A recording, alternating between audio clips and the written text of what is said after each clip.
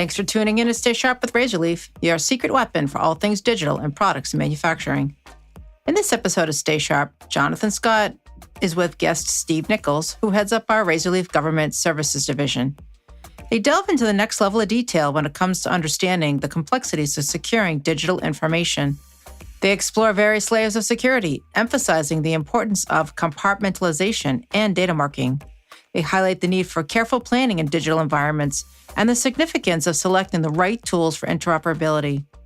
Jonathan concludes with key takeaways on the importance of understanding security concepts and the balance between planning and flexibility in digital projects. Let's listen in.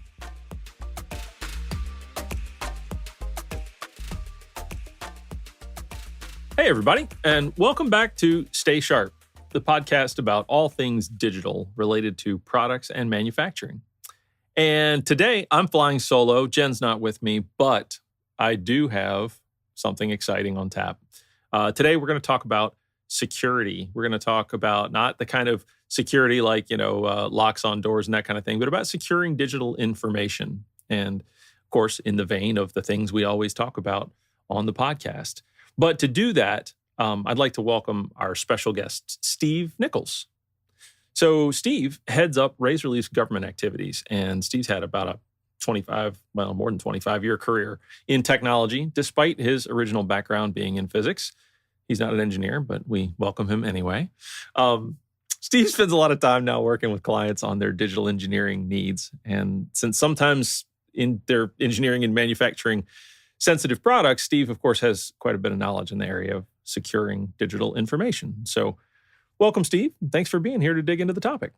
Yeah, thanks, Jonathan. I look forward to it. Awesome. So, just jumping right in, I think what I want to get into today is this idea of what does securing digital information mean? Not the kinds of things that people might immediately jump to when they hear like cybersecurity, and they think about viruses and malware and network attacks and, bit shifting in memory and things like that. But at the layer of working with the data, working with the information, the users, the people, that kind of thing. When you think about security, we have to think about all the layers, I guess. But what do you think about primarily? Is that kind of the orientation you have when you're talking to people about securing digital information? Yeah, overall, there's a lot of different layers to security, or at least that term, right? And so when we work with clients, I usually kind of assume that they've got the hardware and the network security figured out. And then we start to look at overall kind of process security and then security of that data, and really thinking about how do we work in a collaborative environment across suppliers, across designers, across customers, but still make sure that the data that is being designed, or really the program that's being designed and the data that's being used to do it, is secure, but still accessible. And it's a real kind of push and pull between security and accessibility to get things done, and to get things done in a way that is productive for the end result. Right. So not that we're, like you said, not that we're ignoring all those other layers of security. It's just that, you sort of, everybody specializes in something, and we assume a lot of customers have specialists working on those other layers that are fundamental, right? So again, I don't want anybody to think we're like short shrifting that, but we're a lot of times talking about that, like you said, that tension between securing and making data accessible to people and how they work with it. Yep. Yeah, that's exactly right. And so thinking about the long-term success of the program in a production of something, whether it be a combine or a jet or whatever, something else along those lines, everybody wants to make sure that their program or their data is protected. And we're here to think about kind of that protection at the software, the user level, the process level. And like I said, I agree with you, taking into account and just kind of assuming that some of those lower level protections are in place. Right. So, okay, let's dive in at this level we're talking about. And I want to ask about some concepts that, I know a little about, I've heard a little about, but I think you're deeper on the subject. So I want to kind of prompt you on a few terms, ask you to talk a little bit about it and dig into those. So the first one is this security concept of compartmentalization. right? And people who watch spy movies might have heard of this, right? I mean, it can be kind of a fun, movie topic, but I think it's an important concept. Can you double click on that a little bit and just explain what it is? Why does it matter? Why is it relevant to this conversation? Well, when you think about, so yes, we can think about what we see in the movies, and some of that is good and relevant to what we're going to talk about. When you think about data and program data, whatever it happens to be, you want that data to be accessible to the people who need to have it and the people who should have it. And sometimes that's overlap and sometimes that isn't. And so thinking about you've got this big data mass that relates to the program you're working on. From the owner's perspective, they want to be able to see it all and to see how it fits together and to see if there's conflicts and understand if it's on budget, if it's on time, all those types of things, right? Because we don't think about just design information as just being about the thing. It's about the program that relates to that thing. Right. But then also understanding, okay, from the supplier's perspective or from some of the internal perspectives, should everybody be able to see all that data? Mm-hmm. And let's say you've got a couple suppliers, they may be competitors outside of this program. And so when they're generating their information and their designers are contributing to the overall design of the program, do they want to be able to see their competitors' information? Do their competitors want those designers to be able to see the competitive information? And so starting to think about what's it really look like as far as the data it goes and the program it goes, really thinks about the architecture itself and starting to think about the pieces of the architecture when combined with data accessibility. And all that needs to be thought about up front so that data is accessible where and when it needs to be and not in other places. And it leads to that data itself. Yeah, it's interesting. You took it in a direction that makes perfect sense. I will say my head was headed somewhere else again because of the movie reference thing, right? I'm hearkening back to Oppenheimer and remembering like the scenes in the movie where they're talking about the tension between compartmentalizing information and the research that was done, and yet as scientists openly sharing so they could collaborate, right? And when I watched the movie, I sort of heard lots of echoes of things I've heard in my career working in engineering and with data and things like that, where it's that tension between, well, the whole thing you're working on is safer if not everybody knows every piece. If there's very few people who really know how it all fits together, but that could be limiting some opportunities for collaboration. And so you're pointing out another piece there that, well, partners, people who need to secure things, who protect their data from each other, right? I was just thinking about inside the team, but I guess both are the case. The concept applies to all those scenarios. True?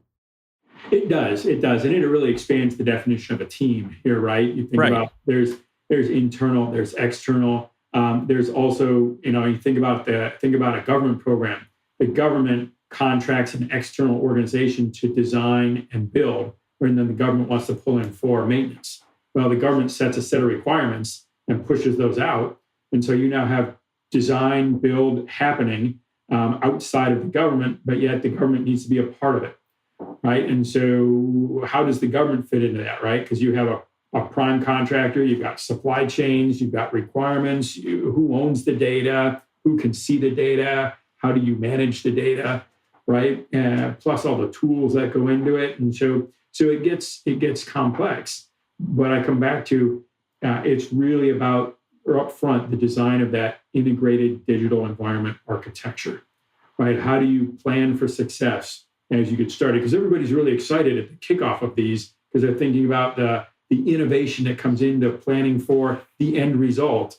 And I'm saying, you know what? The end result should be also planning for that integrated digital environment almost as much upfront as it is for planning for the thing that it kicks out, just so that when you get going in your collaboration and your entrepreneurship of this program, that digital environment is supportive and collaborative in a way that is beneficial overall.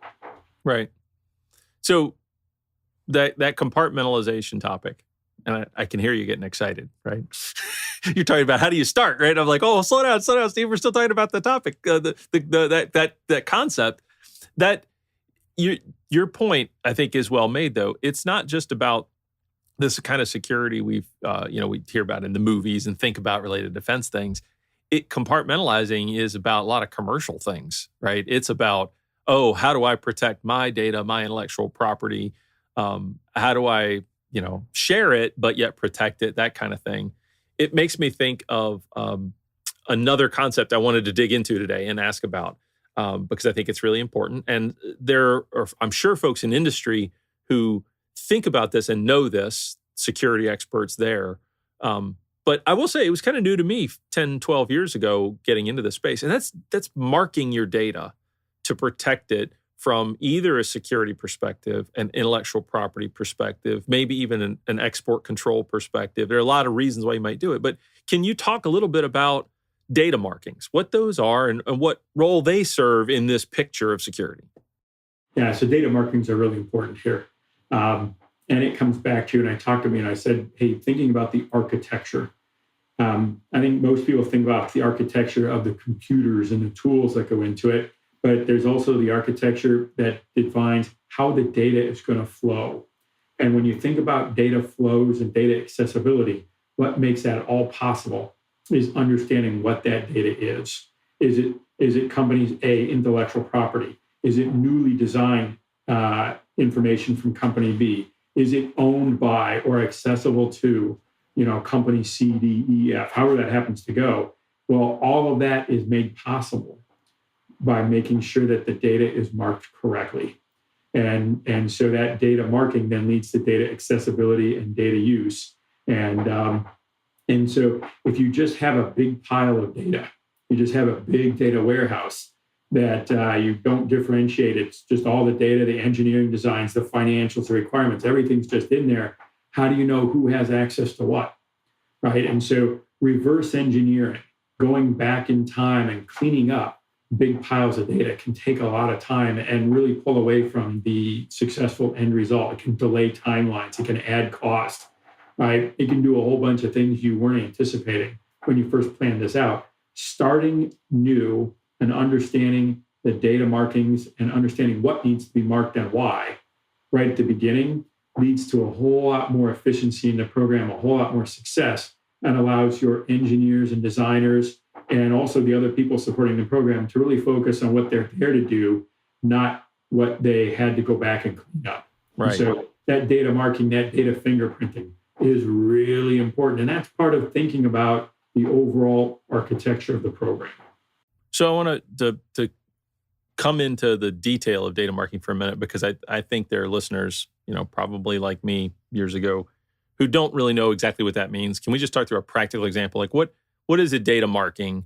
How does that show up? Have I ever seen one before? That kind of thing. So maybe take me through, what does a document look like that has data markings on it? Yeah, so it could be, keep on thinking about, digital environments here right now.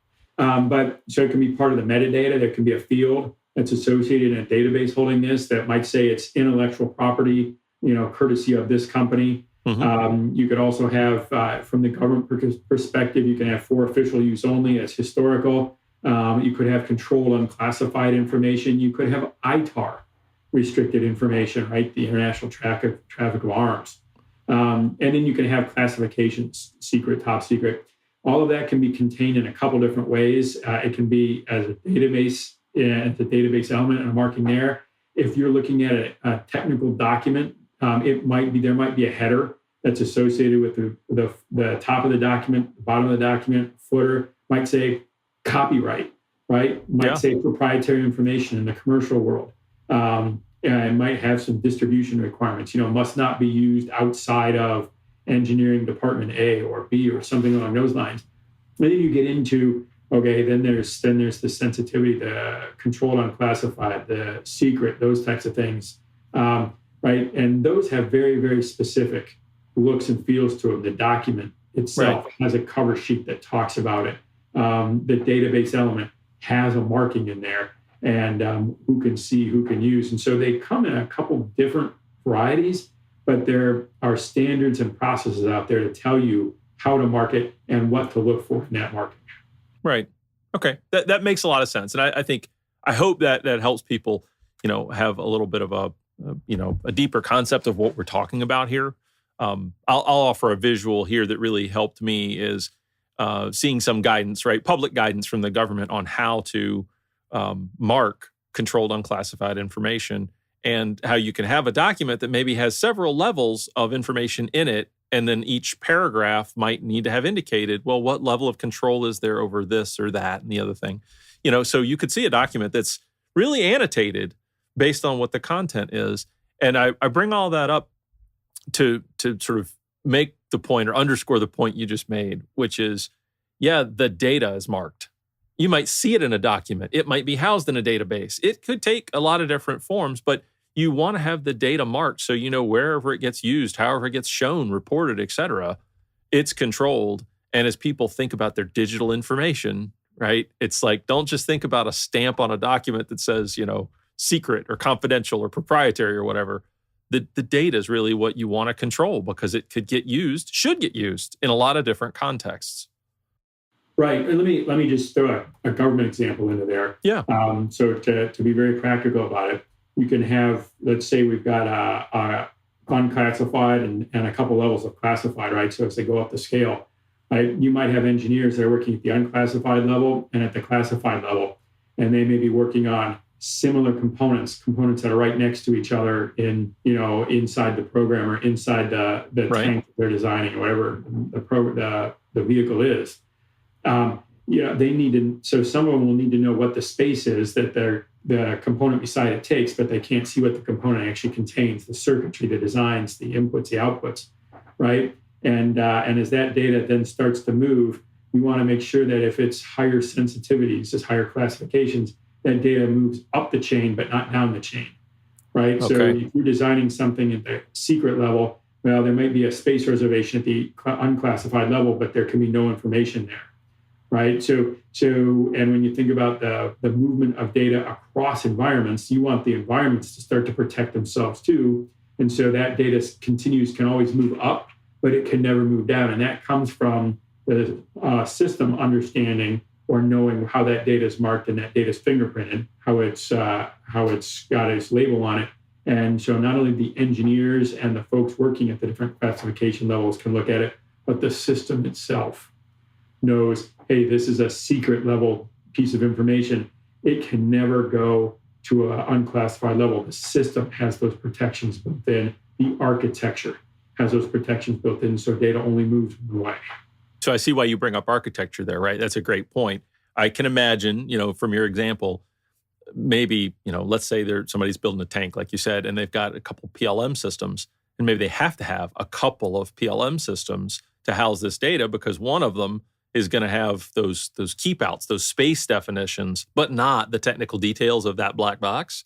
But the other one, the higher level one, would have maybe that technical definition of that what's in that black box and other black boxes and things. And maybe there's even a third one that's got the really super secret whatever in it, or, who knows? But you got to think about that architecture to know that, I need 2 PLMs to secure the data in that way. And like you said, and to think about how data moves from one to the other, but not in the reverse direction, or whatever those rules might be, right? Because it's not just a defense thing. It's not just a, secret, top secret thing.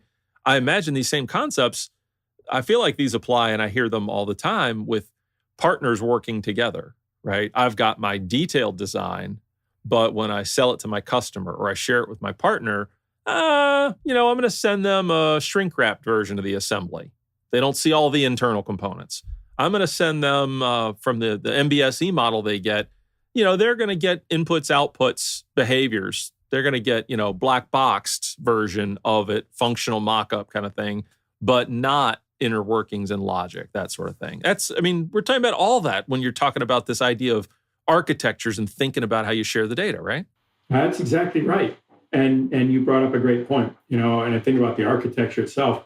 You introduced multiple PLM systems, might be multiple MES systems, might be multiple, SCM, might be multiple MRO, whatever it happens to be, right? Because you're covering different things with those capabilities. So you think about the capabilities. We talk about systems specifically, but when I think about these projects, I think about capabilities. Capabilities happen to be represented by systems, which you can kind of plug and play a specific system when you're thinking about capabilities. It's the capability of configuration management. You think about that in a PLM system, but it's the capability. How do I get this capability? How do I get, manufacturing, execution, and design? Think about it as an MES. How do I think about MRO type approaches? They're capabilities here. And so when you think about the capability at different levels, okay, I need this capability replicated over here in this particular environment. But at the same point, what makes that capability successful is that it's got the data it needs to be successful, right? So it's the capability with the feed that it needs to actually do its job. And so we think about, like I said, PLM, MES, those kind of things, but really think about the capability in that specific place at that time. Right. That's a really interesting point, because it probably defines a lot of unique requirements about the design of that system that you work in, your digital environment, right? And we've talked about this on another episode, talked about IDEs, or integrated digital environments, right? Not integrated development environment that a lot of coding and development people might think of, but integrated digital environment, that concept, what you build there, really this security point that we're talking about today and this protection of data point really plays a huge role in that, right? I mean, because you could just think about it as capabilities and say, oh, I need a PLM and an MES and an MRO and a this and a that, and I'm going to tie them all together and do some integrations. Fantastic. But when you layer on this idea of security that is, well, maybe there's program dictated security. Maybe there's commercial security based on how I'm teaming. But that's what you're getting at, right? All those things need to come into the architecture, not just, oh, what capability do I need? Right. Well, I'm thinking about this, and as I think about, my next meal, right? I'm hungry. I'm thinking about this. Think about this in terms of, like a kitchen, commercial kitchen, right? You've got all the appliances in there. So you've got your bake, you've got your ovens, you've got your blenders, you've got your mixers, you've got your spatulas, all those kind of things. But you have an end result in mind. I want a cake. Right. Okay, so I've got the tools in there. Now I need the ingredients to come in. I need the bread flour. I need, the refined sugar. All these kind of things. Well, that's kind of like the data itself. You've got the architecture that thinks about the tools and the capabilities, and then you've got the data that flows in as some of those ingredients. And they all come together at the right place at the right time to kick out an end result. And in this kind of stretched analogy, you might have, now we've got a couple bakers, right? And so there's your staff. Are they trained properly, right? Do they know what to do at this time? Do they know how not to cross-contaminate something if you're looking at cross-contamination? And so kind of thinking about the whole big picture, but the pieces that go together in there to kick out the end result have to be coordinated. They have to be the right capabilities, and they have to be in the right places. Yeah. And now that you've got me thinking about cake, right? The icing guy isn't the same as the cake lady. And, it's the person making the ice cream that needs the freezer, not everybody else. And yeah, I mean, I get your analogy. Correct, right? And so yeah, it's thinking about those capabilities and that comes back to that architecture, and then the architecture, and that architecture helps define what you have as far as data marking and what's required and how it moves. So you said something a couple of times as we've been talking through this, right? And getting into these concepts. And that's about planning. That's about thinking ahead, and you have to do that. Let's double click on that for a minute, right? And what does that look like? Is that before you ever get started, you have to figure everything out? Is it at a certain stage? And what is it that you're thinking about? How incremental can it be? Like, what kind of planning do you mean when you say that? Yeah, so in thinking about, let's think about an overall program. Like you want to, you want to build a new combine. Well, there are probably lots of legacy processes that you've used in the past to build that combine or build that program, right? Most folks aren't starting from scratch, saying we're just going to go. But really thinking about, okay, here's the end result we want to have, and here's the processes or tools we have kind of in our workshop today that we can bring to bear. But then really, this can start with a whiteboarding concept. Mm-hmm. Okay, so here's what we want to get out of it. Here's where we're starting. Let's start to think about how we put some of these capabilities together. Once again, capabilities sometimes represented by tools, but also it might be training as a capability. It might be, knowledge as a capability. It might be, partners as capabilities. Thinking about how we put those together, and let's start to whiteboard that out and look at information flows, look at requirements that go into it, and spend part of a day really just kind of thinking about how this thing operates, how this integrated environment operates, and start pulling up a gaps list and start addressing some of these things. Who needs access to what? And it's going to be a couple whiteboards, but starting to think about who needs access to what at what time, how do we get started, and plan out kind of the first couple moves.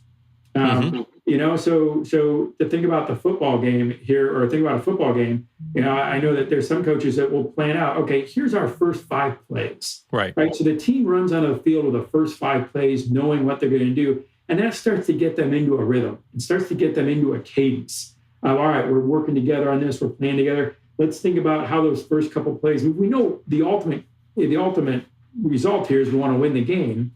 But let's get out there and let's get moving to a rhythm, and then we'll start to fill in some of the gaps. We know the end result. We know what some of the pieces are going to be along the way. But let's plan that first bit and take a couple steps together. And so I would say we don't want to overanalyze it, because we can just come to a grinding halt. But we've got the first couple things planned out, and so people start to get in a rhythm together. I think that's really important. Yeah, so it's that balance. It makes me think of the quote that I'm going to misquote, but how the battle plan rarely survives first contact with the enemy kind of thing, right? But it's like, well, you got to have some kind of plan. You got to know how you're going at it, but be ready to adjust. So I think I track what you're saying, right? So, also, think about the first couple of plays, to your point. Yeah, and also guidelines for adjustment. Right. There's a lot of folks out there that when they go to adjust, they're coming in, from the side and they're throwing out these ideas. Everybody's like, oh, it's a really good idea. That's really not that good of an idea, because it's disruptive to what you actually want to get done, right? And so understanding kind of how those get integrated into the conversation and not be disruptive, kind of having a program shock absorber that says, okay, there's some stuff, once we get kind of a cadence going here, we still want to make sure that we're pulling in new ideas and benefiting from them, but we want to make sure that they don't disrupt the momentum that we're starting to build, but that they can get woven in appropriately, right? And kind of process architecture. And this isn't the topic for today, but all of this does make me think of enterprise architecture, right, as a good framework for a lot of this. That when you talk about needing capabilities, right, you mentioned requirements, needs. Well, what's driving you to do anything, right? So thinking about it from the top down, what's your need? What requirements are there? And how does that drive how you're going to behave? What technology you're going to pick? How you're going to architect it and put it together? Like, oh, we're going to have partners and it's a secure program. Okay, well, those are 2 needs that drive certain capabilities, drive certain things about your architecture. And I think you made a really important point, which is you need a framework and a plan. You need a plan for the first couple steps, but you need a framework so that when it's time to adjust, you've got something to work against, right? You've got something to say, well, we did make a couple of decisions. We don't want to revisit those. Those are fundamental. But here's some that we hadn't sorted out yet. Let's dig into that. And then it can evolve, right, over time as you're working on it. So as you're saying all that, I'm thinking, oh, yeah, this fits perfectly with that concept of enterprise architecture. What are we not talking about, Steve, when we think about planning that we need to make sure we're highlighting to people? I mean, you've done this again and again for customers. You've advised people on this kind of thing. Any other insights you want to make sure that we're pointing out as they think about security and they think about how it fits into their digital programs? Yeah, I would say just don't skip over the planning part up front. Okay. And so people get excited about the end result of what the program's going to be, and this thing flies faster, it's stealthier, it's more fuel efficient, it's got a new cabin design, so the operator is remote in some way, whatever it is. People, I think, get wrapped up around a couple of the really neat kind of new capabilities, new features, new functionality, and they forget the fact of saying, okay, let's actually go back and spend just as much time early on designing the system, designing the environment, thinking about the environment that's going to kick that system out, right? So I would say that a successful program is 80% architecture design, which then leads to a successful output, right? Yeah. I always talk about thinking about a program in a way. I think about an auto factory, something that builds cars, right? And I always say, okay, 80% of that factory could be used, or 85% of the factory could be used to build other things. It just happens to be that the end result, the last kind of fit and finish of that factory kicks out an automobile. Mm-hmm. But you've got all of the inputs here. You've got the loading docks. You've got the robots that have programming. You've got the manufacturing staff that knows how to do things, that knows how to adjust, knows how to weld, knows how to mount, do all those kind of things, right? It just happens to be that that entire capability happens to be focused on kicking out an automobile. But you could retool it. You've got a bunch of facility there. You've got a bunch of capability there that with a little bit of planning and foresight could be adjusted to make a change and kick out something different. Whether it goes from an automobile to a truck or something else along those lines, you still have a whole bunch of capability there that can be adjusted. And so thinking about the capabilities themselves early on and then adjusting them to get to an end result is really important, but I think it's overlooked. Yeah. No, that really brings into focus for me the point you were making earlier about how much planning up front versus not over planning up front, right? Yeah. If you know you need a manufacturing plant, you can get 80%, 90% of the way there thinking about those capabilities, even if at the end, maybe you're making a refrigerator, maybe you're making a car. Okay. You can work out those details as you get down to the end about the inputs you need and the specific machines you need and that kind of thing. But if you started with, well, I need a building, and I need power, I need a loading dock, and right, those are capabilities that go ahead, get going on those, get them sorted out, and then work the details as you get further in. Right. Okay. All right. Well, I know we're coming up on our time. I don't have Jen here to remind me of that, but the Jen in the back of my head says, "Hey, you don't have all the time in the world to talk about this, even though you might like to."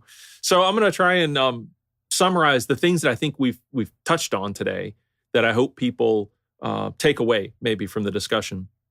I think the first one is orienting to the topic of security and what we're talking about here, right? We're talking about securing digital information. And I think only at maybe that software data user level, right? Not down at the other layers that are equally important, but that maybe someone else in the organization is handling, right? We've got a lot of mature technologists in IT today that handle physical security and handle network layer security and layer of security on chips and all those kinds of things. We're talking about up at this last layer maybe of information, securing information and how it gets handled by people and that kind of thing. And as we talked about that, I think the middle of our conversation, what I took away from it is learn the concepts, right? We tried to share a few today and dig into them a bit, but understand the concepts that people are using to secure information, compartmentalization, data marking. How do you protect while still collaborating? And what's that tension about? And what are the architectures you have to think about there as you're doing it? So, dig into those, learn those, work with somebody maybe who knows them deeper if you don't, and you don't want to get into all the details. And then the last thing I think that was really your advice about all this is plan. Make a plan. Plan early. Don't plan everything, but make a plan and make sure you can sort of carry it through and elaborate on it as you go. So I think those are the big things we talked about. What did I miss, Steve, in terms of things that we dug into that we should make sure people take away from this? The only other thing that immediately comes to mind is software selection or tool selection here. Okay. And not getting wrapped around a specific tool because it's the best that you know of, or it may be the best in the industry for a specific role or a specific capability. You're really, when you're looking at these integrated environments, not only is it the tool capability, but it's the tool usage across the environment you need to take into account. It doesn't mean you'll end up picking the best tool to do a certain thing, a software tool, but you want to understand how that tool might interact across the environment because you're thinking about, digital threads, digital change, which is not the point of the call, but it's that interoperability.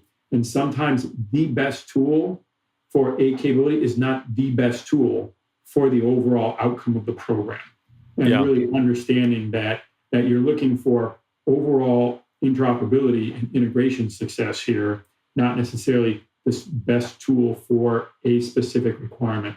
If you can, and so just kind of keeping that in mind as well. So I'm going to add something to that you didn't say, but hopefully you'll agree with me on is also over time.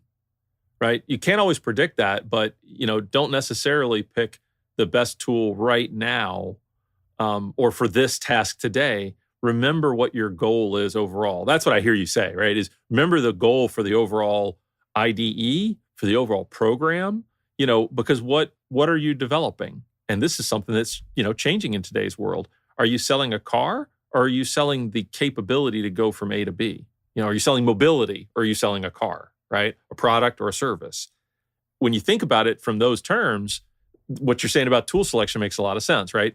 Did you pick the absolute best, design tool for making that kind of widget? Or did you pick a pretty good design tool that will be there over the life of the program and its service of the parts and all those things? So, what did you optimize? That's really what you're talking about, right? It is. Okay. Yeah, very much so.